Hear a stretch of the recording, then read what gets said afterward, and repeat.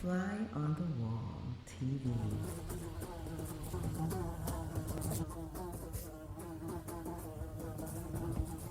Hello and welcome to Fly on the Wall TV. Today I'll be recapping 90 Day Fiancé Happily Ever After, Season 6, Episode 9, Not So Silent Partners. This week's Fly rating was about a 6. It didn't make it to wow and definitely wasn't a whoa. The episode begins with Libby and Andrei packing. They're about to drive from Tampa, Florida, to Maryland to see her father's parents, which is Chuck. Now, what I don't get is how is Andre the only person with a commercial driver's license with the capability of driving the RV? But he did a good job. That was after they left Jen's house, where he ran over some of her yard signs, or at least one of them, and then complained that she had too many yard signs. Um, The undercarriage was full of luggage before they even got to the other family member's house. The RV, personally, in my opinion, was way too small for 11 people. And it was actually supposed to be 13. But Charlie and his wife or girlfriend or whoever flew to Maryland instead, which was a good decision because that was way too many people for such a small spot. And people who really don't get along, or people who are in a tense, you know, family situation where they're arguing all the time, definitely not good. Now, maybe it's just me. Maybe I'm just not used to traveling in the lap of luxury, but I don't think it's safe for people to be walking around and standing around a moving RV. Just like I don't think it's safe for people to do that on a plane. I mean, if you don't have to go to the bathroom or get something out of your bag, sit down and buckle up. So for me, that was nerve-wracking. I'm seeing babies not in car seats, and maybe they're not required to do this on an RV. I don't know. Never really traveled in one. I want to, though. But just sit down and buckle up for the ride. Andre and Chuck started talking about flipping new houses and doing this and doing that. And Chuck says, well, I don't want to talk about business now because others will hear it and get mad. And almost on cue, eavesdropping Rebecca sticks her neck in the conversation and basically accuses Andre, of manipulating Chuck. Then, of course, Jen jumps in, and then Libby comes, and she's screaming, and she's saying, don't distract the driver. So everyone's yelling at Andre and walking around the RV and screaming, and he misses the exit. Now, question is Andre manipulating Chuck?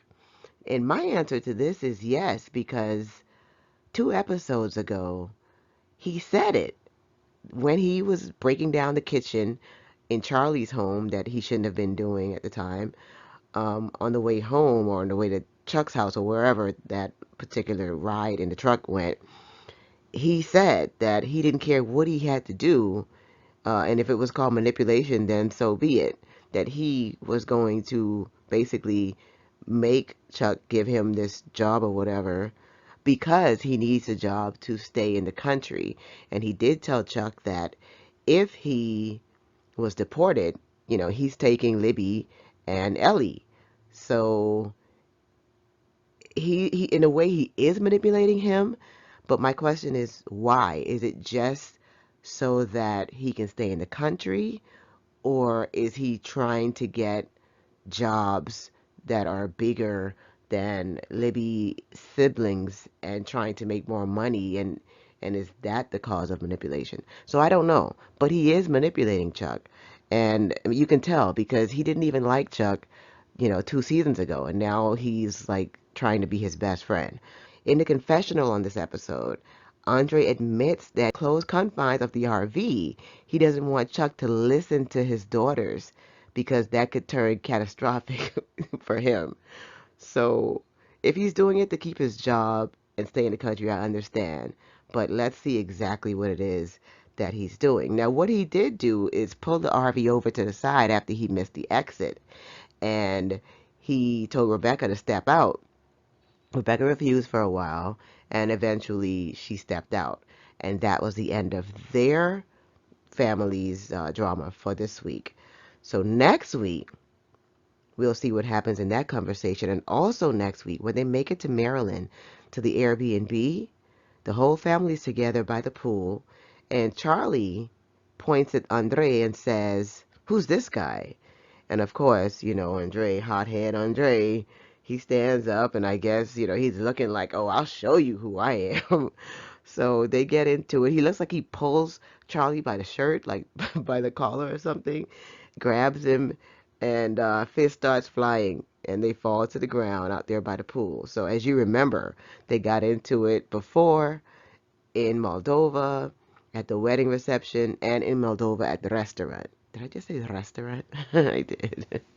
But yeah, so we're going to see what happens with that. I'm really anxious to know what's going to happen, who's going to win this little fight. I just wish they would do like some celebrity boxing match so that they can get this aggression out.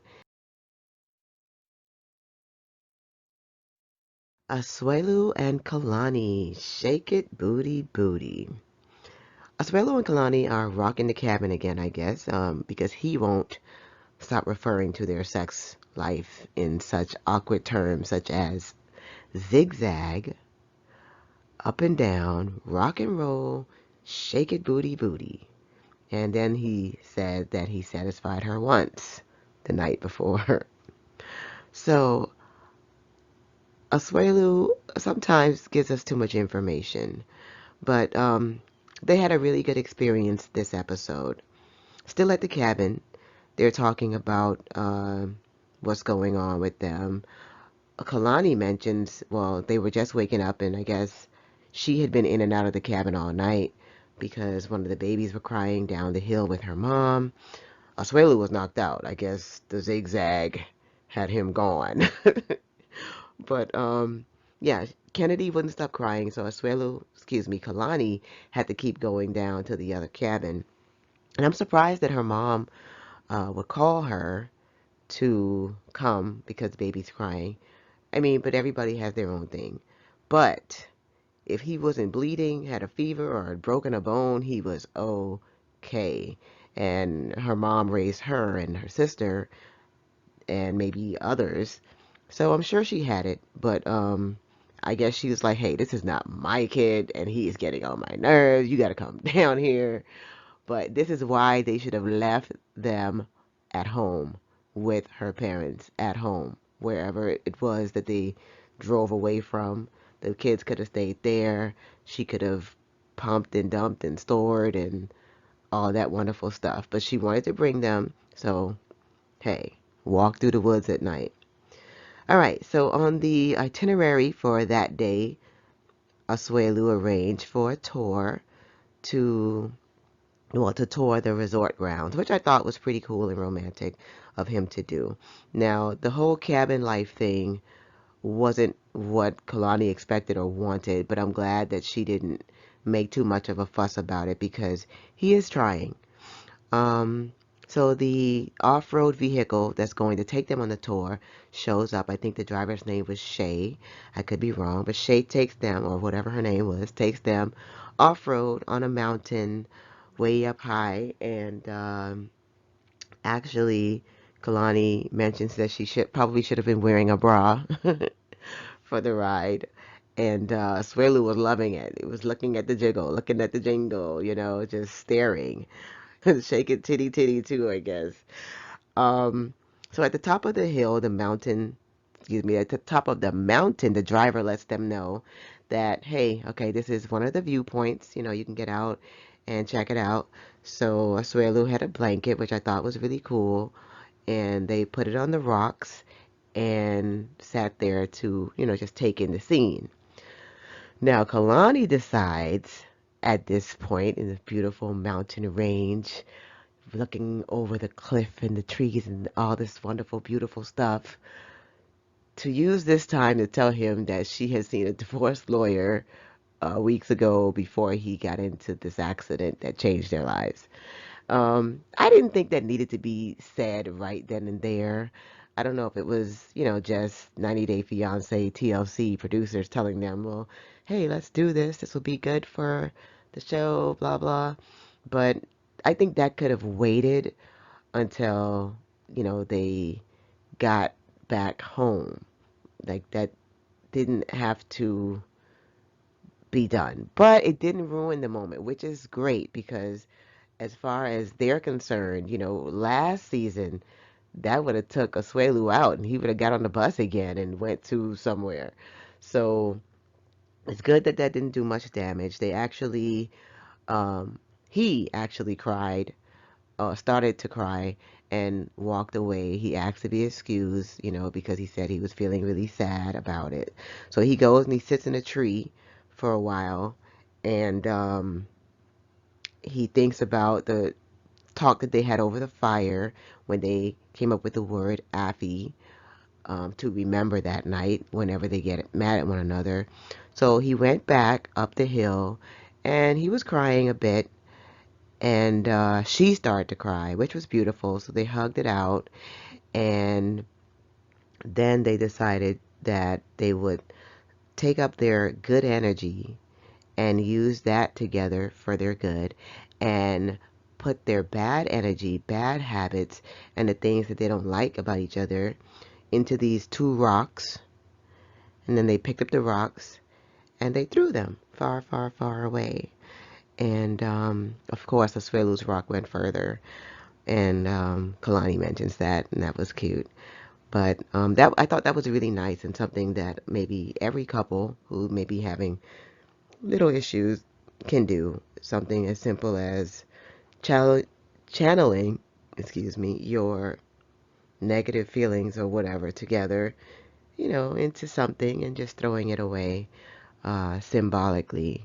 Seem to really want to move together as a couple and are maturing in their marriage because last season I didn't think they had a chance at all. But they want to be together, they want to be a family, which is very important. Now, on the next episode, what's not going to be okay is Asuelo's family coming for Christmas. Mommy Asuelu is there. Her and Kalani are screaming at each other. Tammy is pushing Asuelu's mom out the door. That's Asuelu's sister. And then she punches some of the decorations. I think it either was a snowman a snowman or a gingerbread man. She punches it, one of those inflatables, and we know that Tammy can hit. Okay, so I'm surprised that I don't know. I don't know if it's gonna get up or not, but that's gonna happen uh, next episode, and I can't wait. I actually thought that they all had matured and that his mom was, you know, moving in a better space, mentally now, but apparently they're not. She's probably still asking for money. So we'll see. That's gonna be interesting, this little fight there. So that's all I got for Kalani and Asuelu. Let's move on. Mike, Trish, and Natalie. Let it burn. And we'll talk about what should burn in a few. So Mike and Natalie go to a pet store to get a puppy and they leave with a rat instead. They named the rat Lucky because it was saved from becoming the meal of a snake or other animals. Thought that was really nice and sentimental. Um, and maybe Natalie does need some type of pet or something else to do during the time that Mike goes to work. Okay, so now they've been home for over a week from Thanksgiving with Trish in Oklahoma. Natalie is still upset because Mike didn't stand up to his mom when she claims that Trish called her a hooker while cooking Thanksgiving dinner. Now, here's my thing with this. I feel as though if Trish did call Natalie a hooker, why wouldn't they, TLC, put that on the show? Because it would it would be very salacious. I mean, you have the mother-in-law calling the chick Natalie a hooker, I would think that they would have put that in, unless they kept it out to make it seem like she's crazy. But I don't know. I don't know if that happened. But Natalie was also in the kitchen telling Mike not to touch her, you know. And she said the word. I don't know if anybody would. Uh, well, maybe it's because she's not an English speaker. She feels freely to use the word, not knowing how crass that would be to use in the front of your mother-in-law or your mother, in that type of setting. You're not talking about a cat walking across the street. So I don't know. Maybe Trish did look at her and say, that was a real hooker thing to say. I don't know. But what bothers me is the way Mike, who just acts like a big kid to me, how he just continued to let it go on when you had the chance to talk to your mom and your wife together right there before Thanksgiving dinner to say, hey, mom, Natalie thinks you called her a hooker. What happened? What did you say? And that could have been a 5 to 10 minute conversation where she and Natalie could have worked it out, or she could have said, "Oh no, I told her she's a fabulous cooker," or I told her that something, I don't know, or I told her, ask her if she wanted to smoke the hookah. I just think that he let it drag on and on and on, and it didn't have to. So now they've avoided talking about it for a whole week. I don't know if it's just for the TLC cameras because they came back and okay, now we got to talk about this again. But it was so annoying that he would let this fester. And annoying also was Natalie's attitude about it on the last day, about the scarf and acting like a kid while sitting in the vehicle and the whole airport attitude. I mean, I don't see how they made it a week without, I don't know, that it was just, it's really weird. So anyways, the conversation begins with Natalie speaking very condescendingly about Mike's upbringing, and she says that she was raised by a good mom in the proper way, and that her mom said that because Trish called her a hooker, she should no longer say anything to her. Now, I know that Natalie is an only child, so her mother's word is like gold. I've never heard her speak of her father, so I think that, her mom is kind of all she has. And her mom even kind of said that for so long, they only had one another. So Natalie takes her mom's word like as the gospel. So the argument ensues, and the rat is running all through Natalie's hair, which I thought was disgusting. But that scene right there with the rat running through her hair broke the internet. I'll tell you why in a minute. All right. So I think that the misunderstanding was, well, it was a big misunderstanding. It could have been handled by the right type of husband, someone that has dealt with conflict before and knows how to resolve situations. Mike apparently doesn't know. Okay. So Mike snaps and realizes that Trish, his mom, suggesting being an interpreter, Natalie being an interpreter wasn't the bad idea of all, because Natalie mentions that if she becomes an interpreter, she'll do it at the TV station, and and that's kind of sort of what Trish was kind of saying, is that she could benefit from the whole um uh you know code C19. I don't want to say it on YouTube. I think we're not supposed to. She can benefit from that going on at the time and use her skills to, you know, interpret things, whether it be for the news or on Zoom calls or whatever, however they do it. And she could probably make a lot of money doing that. I mean, who speaks Ukrainian that you know? So she finally got it in her own way, and that's what Mike was trying to tell her. It was like, duh, that's kind of what we've been saying. Nobody was trying to down you and say that you're not smart or that you don't have these wonderful degrees, but until you can do something else, that might be something good for you. So that's when the light went off for him, and he wants to act like the big bad wolf. And so when the rat was going through Natalie's hair, she, in the confessional actually, mentions that maybe she heard the wrong word. Maybe Trish didn't call her a hooker.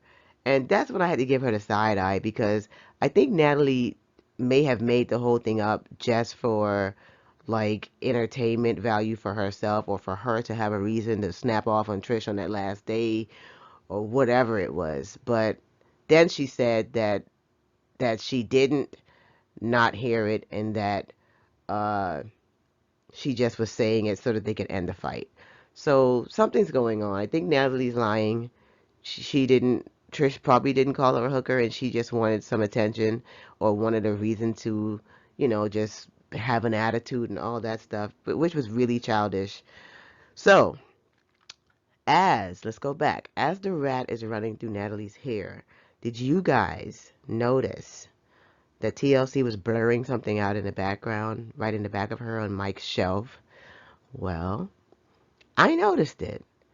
And I'm thinking, like, what in the heck could that be? Like, Mike have a dildo on his shelf? Like, what's going on? But I didn't think about it too much because I mean, hey, what am I gonna do?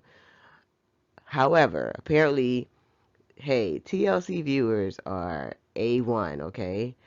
Somebody must have been watching on a movie screen or something because they got screenshots of the one time that TLC forgot or missed blurring that object, and that object was actually a Confederate flag candle. A Confederate flag candle. So I'm going to stop right there. I hope that Natalie will leave him and that she will eventually make his life a living hell like Larissa did to Colt Debbie for a while. I hope that she dates men in this country that will make Mike and Trish skin crawl. And I hope she finds happiness with a real man somewhere else, right here in America, so that Mike, big boy Mike, will have to deal with it. What is an episode without overprotective Ron and Betty and Brandon and Julia? They were on hiatus this week, so we'll be seeing them next episode. And I see that Julia mentions, well, they got a new apartment, and Julia mentions that this is where the baby will sleep. So, of course, Betty's like, baby! So, can't wait to see on the next episode what that's all about. All right, now we're moving on to Ronald and Tiffany. Now, this is a couple I actually really like, and I really hope that they will make it through. Tiffany and her kids are flying to South Africa for Christmas after 11 months of not seeing Ron because of the lockdowns and everything that was happening at this time. Now, I will say that Tiffany's son, Daniel, is so freaking cute and so well behaved. She did an excellent job on him. And I believe that his dad is not around, so she's taking care of him by herself. And I'm sure her mom, because she's very active, her mom was there. They did an awesome job with this little boy.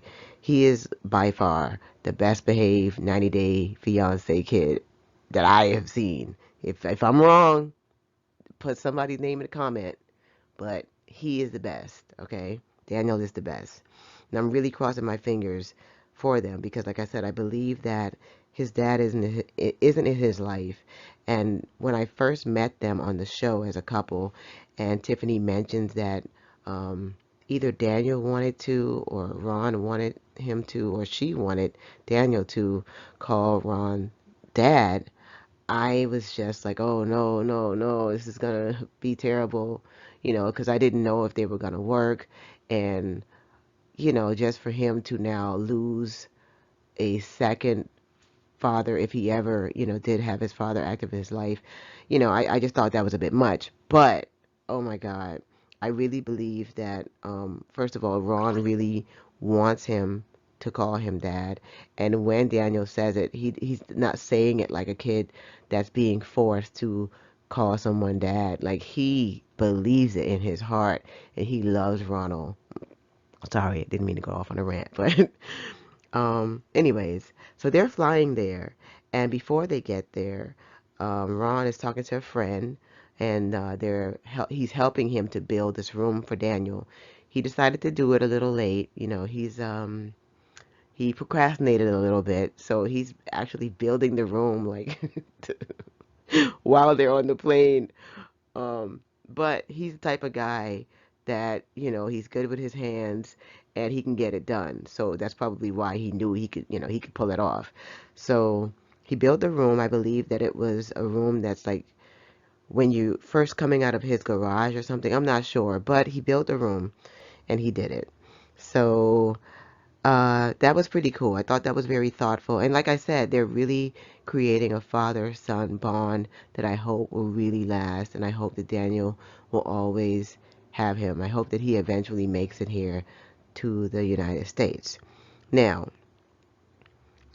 what Tiffany doesn't know is that Ron kind of has his own plan that they're never going to leave South Africa, at least not until he is approved for the visa.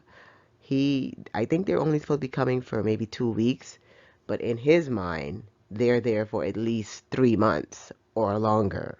Tiffany has no clue about that. So that's pretty funny. On the way to the airport to pick Tiffany and Daniel and the little baby, she's so cute. Uh, his mom is riding with him because his dad is also driving his car because they know that there's going to be a whole lot of luggage. So it's like a family affair, which was great. Now, his mom did mention that Ronald wasn't wearing his wedding band going to the airport, which I gave the side eye because even though they've been apart for 11 months, um, when you get married and you put on your wedding ring, it's supposed to stay on whether you're around the person or not. Now, some people, like myself, I cannot sleep in jewelry, so it comes off nightly. But the next morning, it is back on. Whether he's here, there, everywhere, we're together, bound by love, bound by our hearts. And if we have that, we should wear it. So he didn't have it on. Now, when Tiffany got there, at least on camera, it wasn't mentioned again. But I just thought it was, you know, funny that, not funny, but his mom mentioned it, so I'm talking about it. Now, Tiffany lands, and I thought it was so cute that what she does when she gets there because she's flying from I don't know what state. I think she's in Jersey. I could be wrong. She's flying from the East Coast to Johannesburg, South Africa. Okay, I don't know exactly how long that flight is, but it's longer than 10 hours and probably longer than 15. It's probably about 20 hours. I could be wrong. Tell me in the comments. But you would, if you haven't seen your man for almost a year, you don't want him to see you for the first time, looking disheveled and smelling like plain. So she has a routine that she does when she gets there. She goes into the bathroom, probably into a stall that has the face bowl and she, freshens up. She probably has soap. Of course, there's water there, so she washes up, freshens up, does her makeup, does her hair. Poor little Daniel is standing outside the bathroom like, oh my God, how long? Now, I don't know exactly how long it took, but Ron and his parents were standing out there with sunlight, and when Tiffany came out, it was pitch black. Okay, so I'm hoping she didn't make them wait too long, but she looked gorgeous when she came out. And the way Daniel screamed and ran and hugged Ron and said, "Oh, I cried." Okay, yes. I don't think I've ever cried on a 90-day episode, but that just really touched my heart because he's such a sweet kid, and I see that he really, really loves this man. So I'm hoping to God that Ronald is serious about Tiffany and her family and their family, and that he will always be there for Daniel. I'm hoping that Ron actually makes it to America because that'll make Tiffany so happy. She does not want to live in South Africa, but she's there because she loves him. Now, in the next episode, we saw a little clip. I just thought this was so petty. Like, oh my God, men sometimes just can take any moment and just pour gasoline on it. So they're sitting down, looking like they're having a serious conversation, and Ron says that he does not do poop diapers. And Tiffany says, well, when you have a baby, you have no choice. And he says, no, I have a choice because I have a wife. Whoa, whoa, whoa, whoa. Yeah, that's not gonna go over well with anyone. So I can't wait to see what happens. But that happens just 2 days into the trip. So I'm hoping that they can resolve that and he can get over it. I mean, nobody likes to smell poop. Moms don't, grandmas don't, granddads don't. Nobody likes to smell poop. But you can't just let the, you know what, rotten on their butt. I mean, what are you gonna do? So man up and change the diaper. It's your kid. All right, so let's move on.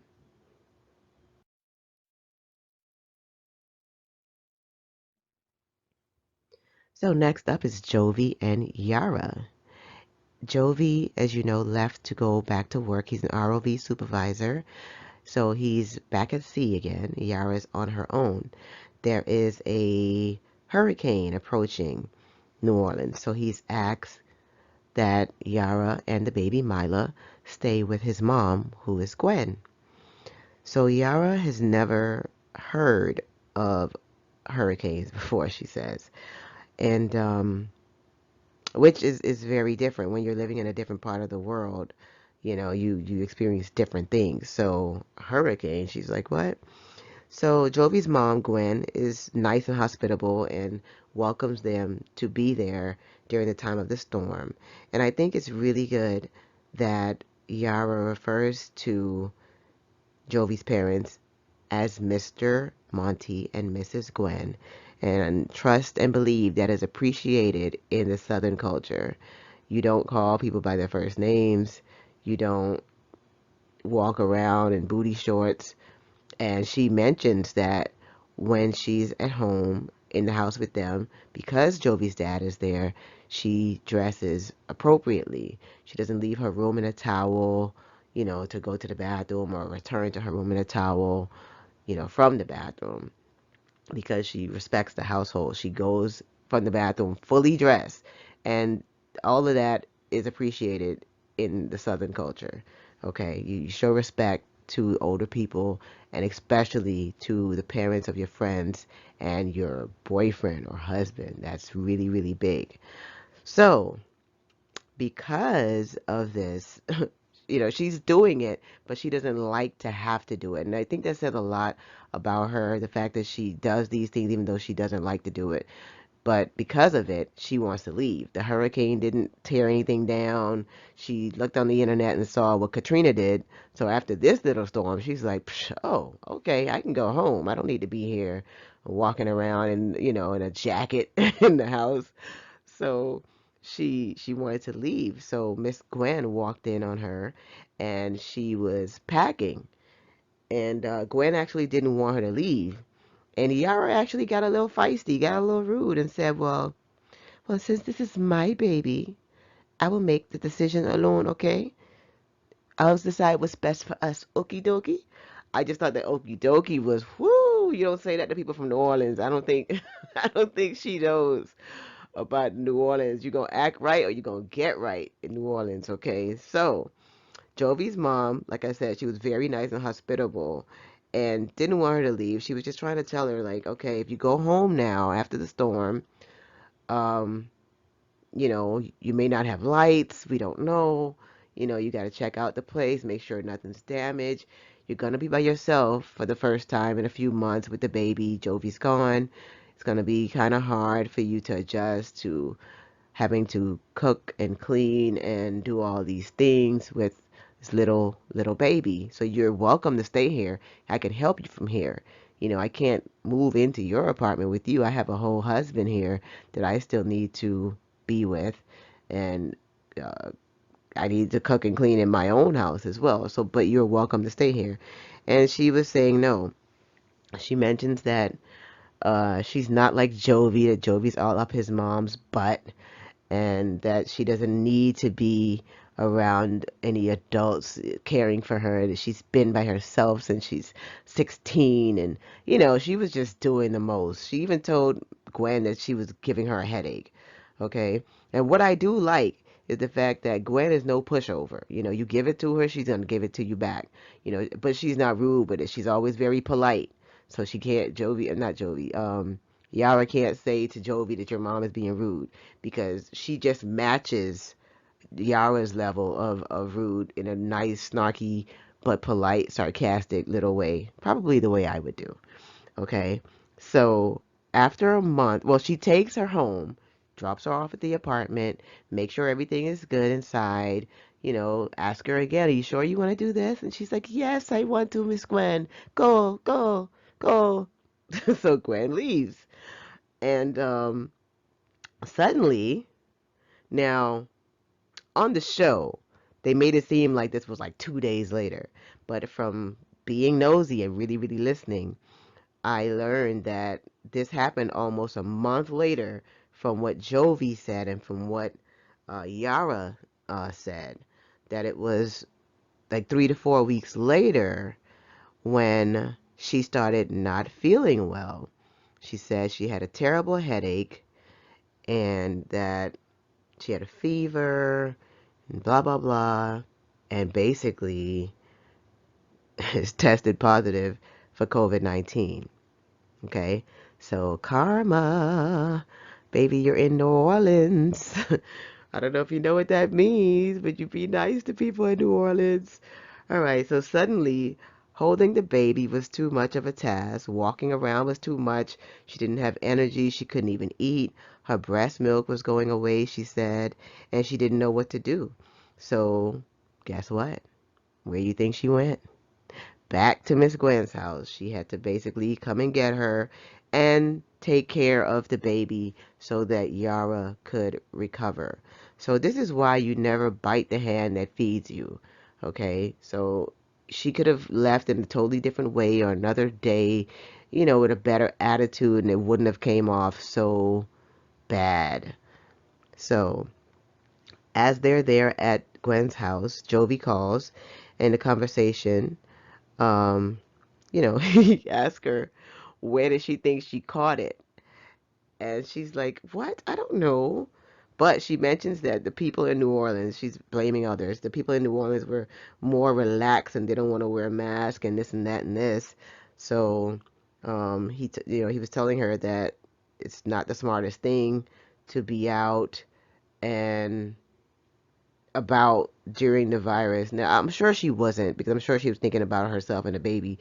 But, when you're by yourself with a baby, you're going to have to go out and do things that is not as easy. So you can't just run into a store and run out. Now you got to have the whole car seat, put that in the cart, make sure you have a mask for yourself and the mask for the little baby, and make sure you're not touching things. So, it's a lot. So staying with Gwen for a few more days or a while might have been good. But as I said, this happened probably a month after the hurricane from what I am getting. So I don't think that she wasn't going to stay there for a month anyways. So she was very super grateful that she had Gwen to turn to during her illness, which was good. Now the doctors told her to continue breastfeeding because, now this is, I did learn this, to continue breastfeeding because her milk was more important than the risk of the baby getting the virus, and that her breast milk had antibodies that would protect the baby from getting it. Now, I am not giving any type of medical advice here. I am just saying what what Yara said the doctor said to her, and I thought that was kind of interesting. She wanted him to leave and just like drop everything and come home because she's sick. But he said, I can't do that. I'm working. This is why you're with my mom. I've, told her exactly what to do for you. Um, I'm sure if Gwen needed any money to take care of anything for her, Jovi could have cashed it to her or whatever. But I'm sure that she didn't even ask for that. She just wanted to take care of the granddaughter for her. So Yara says that she feels so stupid for not having a normal husband. Okay, Yara, get over it. He has a job and a good job. You could have been married to someone that was making $7 an hour and you'd complain about that too. So get over it. He's a man, he has a job, he's trying to take care of his family. Just just live, okay? Now, she says she feels stupid because she doesn't have a husband with a normal job. And some people's husband has no job right now. So the fact that Jovi was still able to work during the pandemic is a blessing. A lot of people had absolutely nothing. But she says that she didn't sign up to have a new baby, get the virus, and be in a new country all alone. Just like you told Gwen that you don't need anyone, you're not 16, you moved out at 16, get over it. Be a woman, okay? You'll be fine.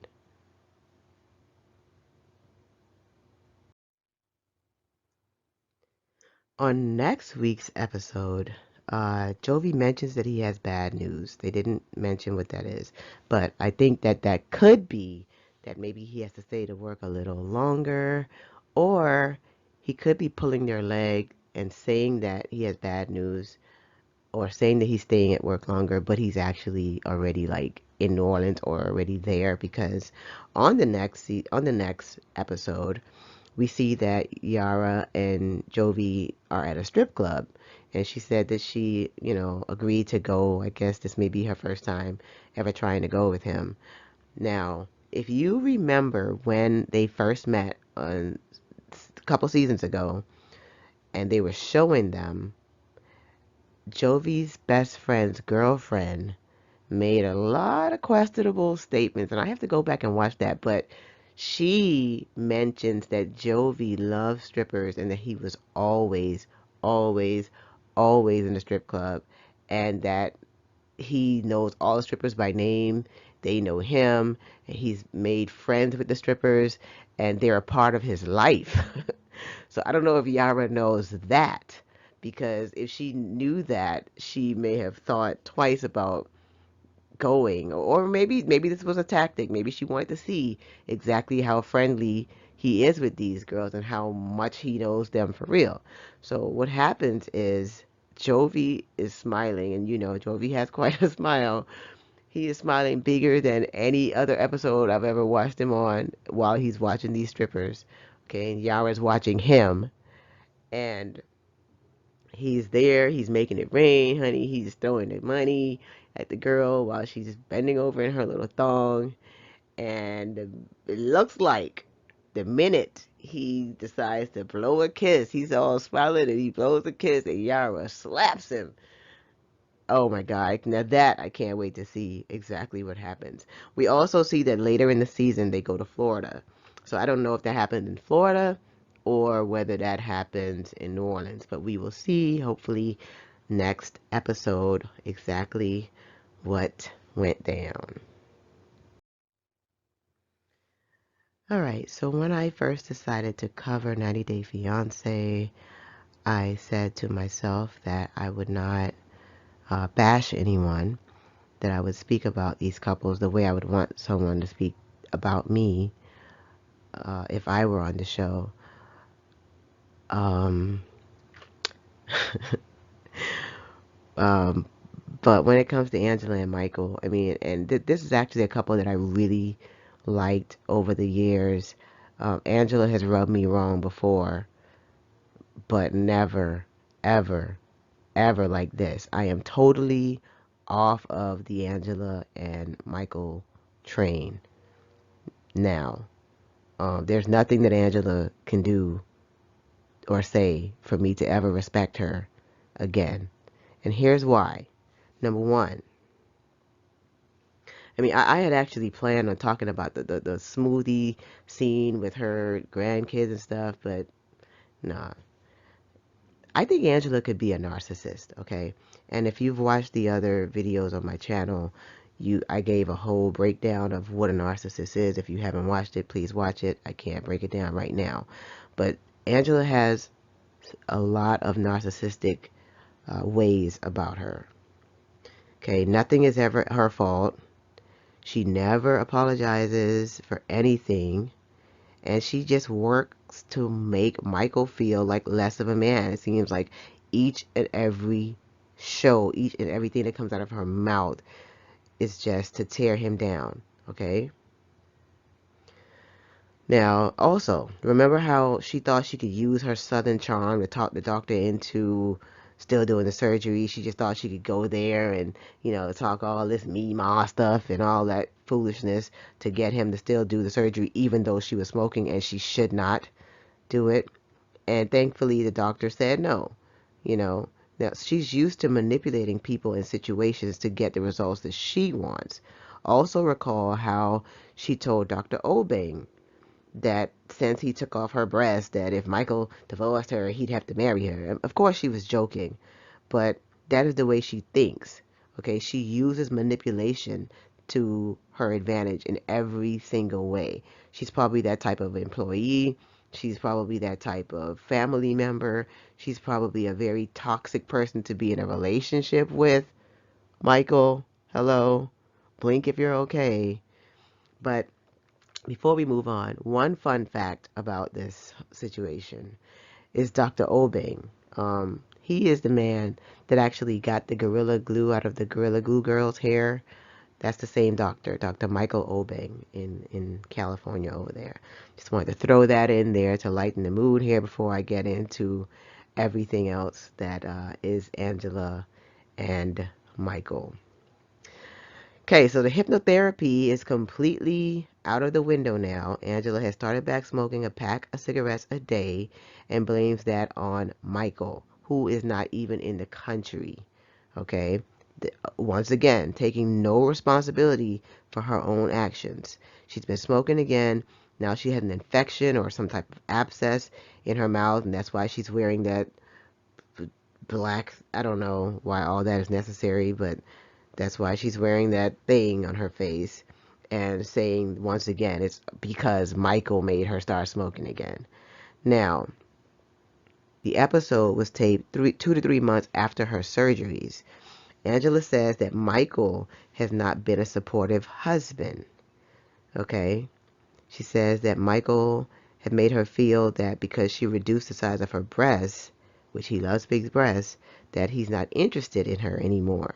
She claims that he has been very distant and not answering her calls, and she thinks he's lying and cheating. Okay? Now, Skylar, for example, or Skylar, by the way, seems very proud of her mom's efforts to lose weight, and she said that Angela's been breathing easier and, just been a better transition for her.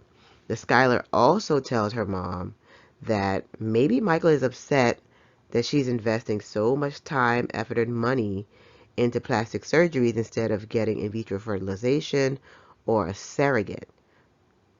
Michael has told his sister and aunt, that he was giving Angela silent treatment by not answering her calls because he feels that she has gone back on her word about them starting a family by spending more money on a weight loss and a facelift than it would cost for them to actually try to have a baby. Because as we know, the facelift doctor, I'm sorry, I don't know exactly what they're called, but he said that the procedure was $25,000.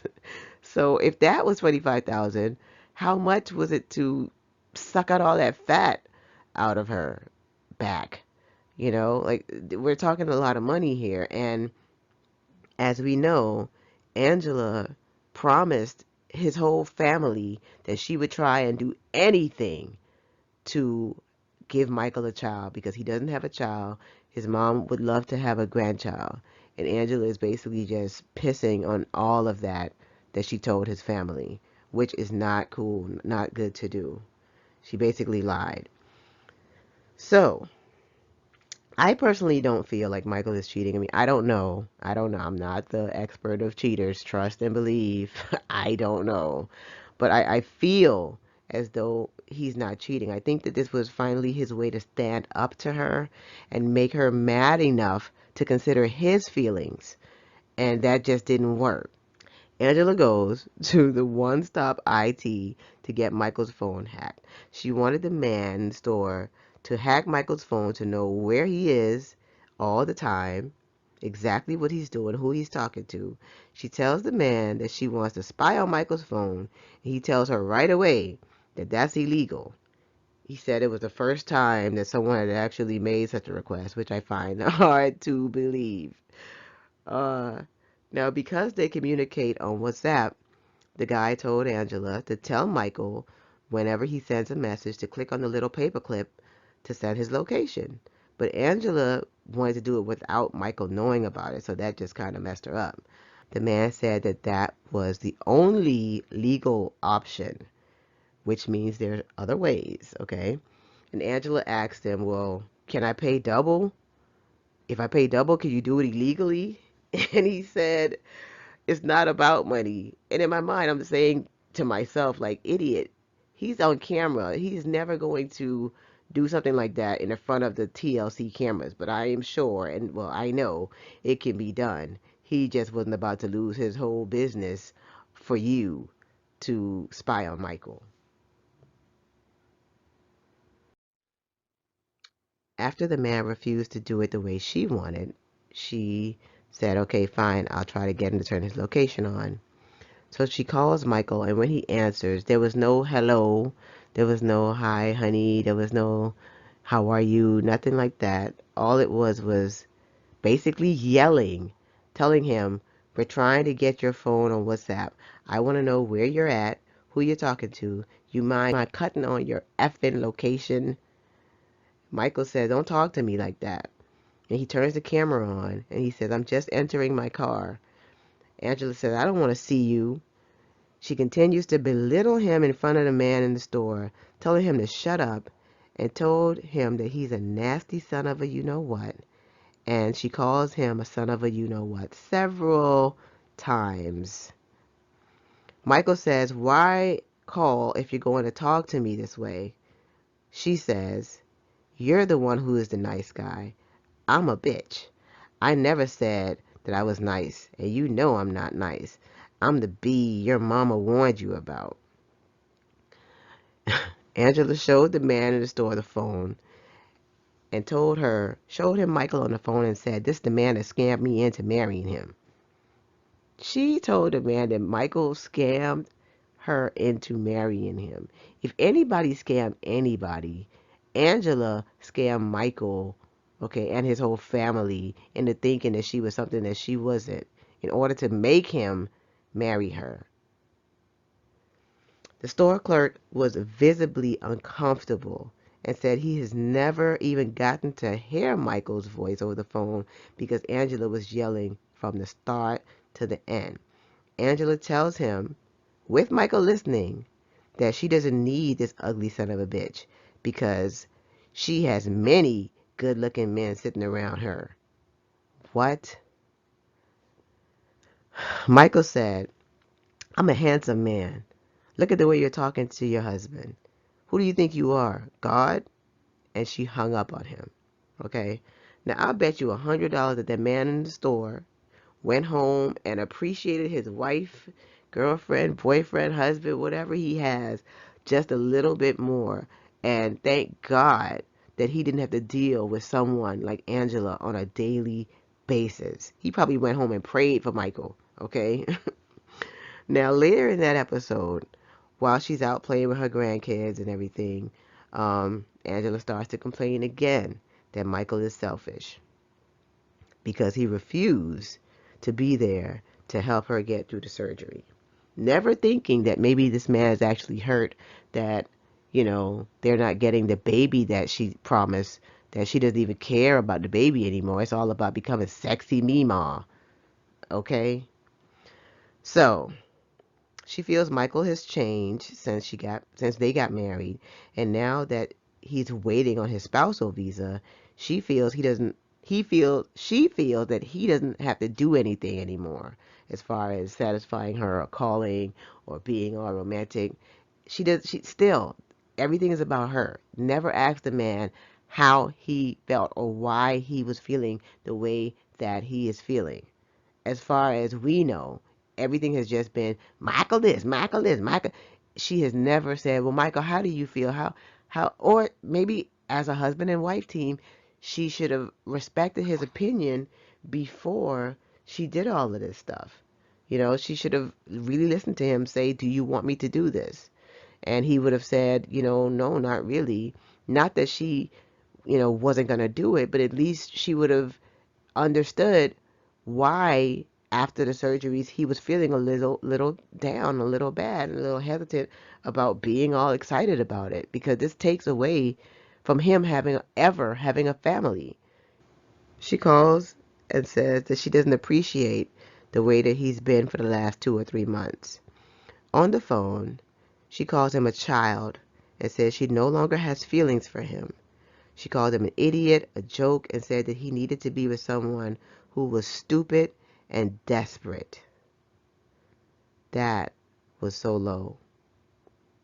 She also finished off the conversation by saying that she should have left him when she first went over there and his penis wasn't what he said it was. That was not needed on camera on TLC. And I really think that Angela did that so that she would turn other women off from ever thinking about being with Michael. But I got I got something to say about that at the end of this. She told him to shut up. Michael said, "You don't tell me to shut up. Do I look like a baby to you?" Angela hung up the phone and said, "We're done," as she famously says almost on every, excuse me, 5 times on every episode. "We're done. I'm done. We done. Michael's done." Okay. So I was bothered at the fact that Michael actually called back, though. Like, Michael, you have to let go. Let go and let God deal with Angela. Stop calling. The same way you weren't answering her calls, stop calling. She does not appreciate you. She does not want to be with you. As you can see now that she's losing all this weight, she thinks she's like Heather Locklear or something now. Just let her be. Trust and believe it won't be you that regret the relationship. So on the phone, Michael calls back, which I didn't appreciate. Michael calls back and said, "How's your health?" Though I think he was just trying to be funny or whatever, because she said that he didn't care about her health and all this stuff. So he calls back and he says, "How's your health?" And, of course, Angela starts laughing and cackling and all this stuff. Angela knows that she can do and say whatever she wants, and Michael's going to take it and still be there. Okay? I literally wanted to fast forward during their whole segment, but I knew I had to watch it in order to provide this commentary. This is actually my first season, my first show recap, and I didn't want to. I'm trying, really trying hard not to really say a lot of things that I'm thinking because I'm just trying to be civil here. Michael asked why she was wearing the mask around her mouth, and she says, "None of your business." And that's how she talks to him. So, rewind now, rewind. So, can't you hear Angela saying that 2, 3 months ago to him as well? You know, that's the way she talks to him. And even if Michael expressed any concern or asked any question, that's the way she talks to him. So, why would he ask anything? Why would he say anything if this is always the attitude that she's giving? When she knows that he doesn't want her to do this, she does it anyway. And when he asks a question, it's going to be met with this rude sarcasm. "Oh, you didn't want me to do it anyway. Why do you care?" So, I mean, Michael, just let it go. But Here is the kicker. Here is the kicker. He asks why she's wearing the mask. She says, none of your business. And she calls him a son of a bitch again, which she did, like, I swear, like 25 times during this episode. Okay, she called him a son of a bitch and said, you get you a Nigerian woman. This relationship is over. I don't want to be with you. So Michael says, I'm not going to beg you. Angela hung up the phone and tell the producers they are done, done, done, done, done, done, done, done, done. Okay. She said, because Michael said that, I am not going to beg you.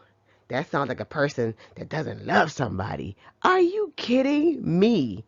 After all of the nasty, rude, hurtful, narcissistic, hateful stuff that she has said to this man over the years, just because Michael said, I'm not going to beg you, that was that oh my God, the sky just fell on her. Get over yourself, Angela. So she said, Michael created this bitch. Well, Michael created this bee if she sounds like one. But the bee that Angela sounds like is a different kind of bee. The bee that Angela sounds like is a bigot, okay?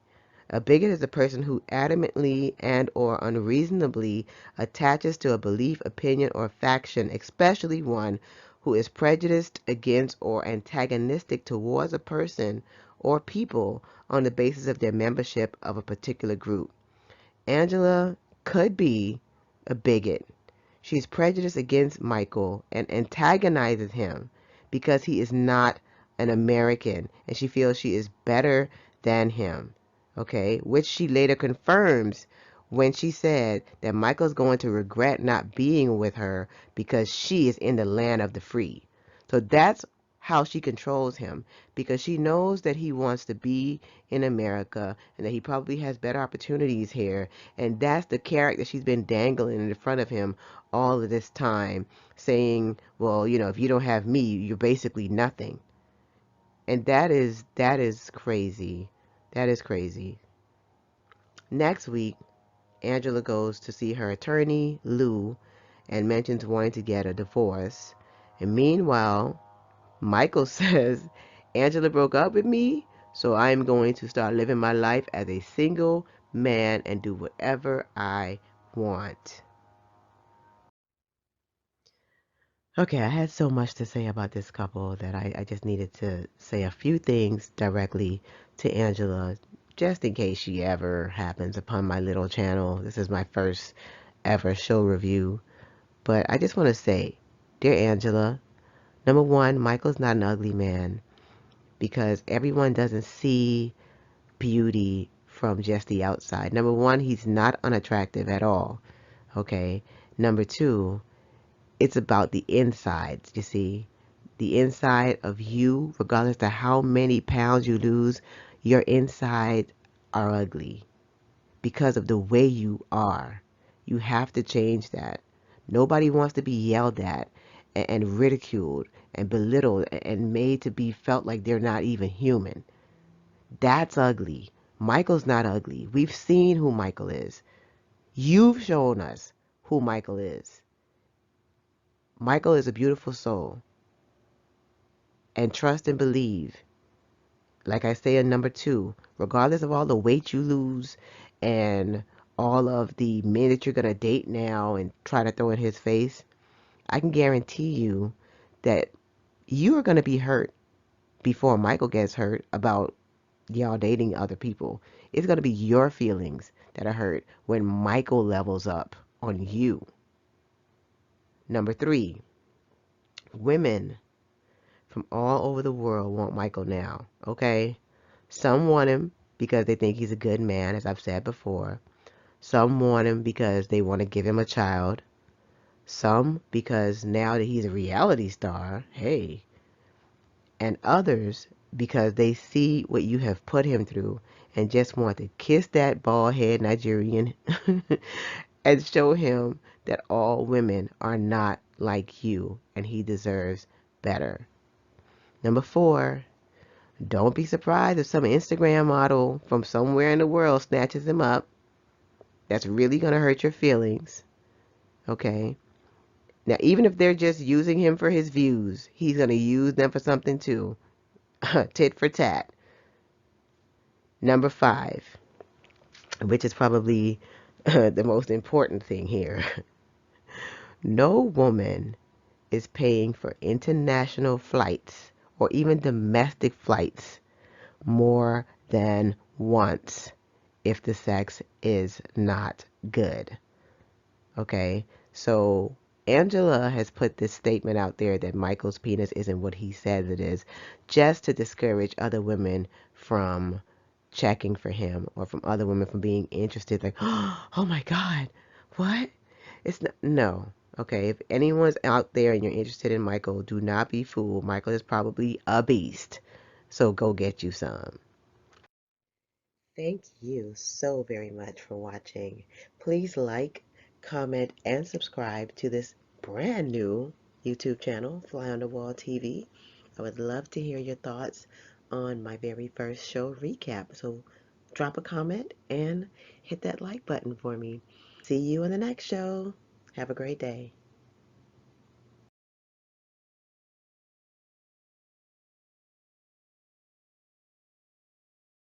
And